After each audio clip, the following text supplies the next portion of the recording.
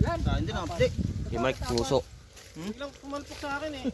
Paghila ni Mark. Kaya nga rin sa akin din. Ilan sa'yo? Ito. Sa akin, 4 oh. Isa nyo. Wala. Sa mga magayan. Kapila kagaya pa ako. Wala, mamaya. Wala, ganyan lang. Nagulat lang. Kaya nga biglang gumano.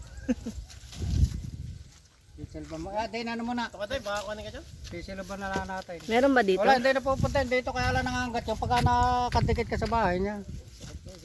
Sisilaban ko lang. Apat eh oh.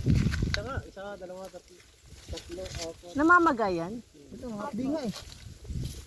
Gano'n kalaki mga. Ikaw, nakamakan na yan. Tanggal ng pagkanya mama. Konti na pagain ka ka. Namula lang. Umula lang. Ayan, kunay lang. Napula may bahay para doon.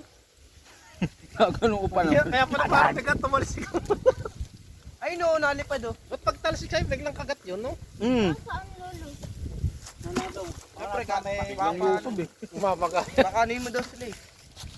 Parang kuwan, masakit pa sa kagat na hamtik. May nakita akong isda. Namamagayan pag ano? Malaki. Saan yan? Pagpakain ka. Ba't ang bilis naman makakagat? Bilis nga lusob agad.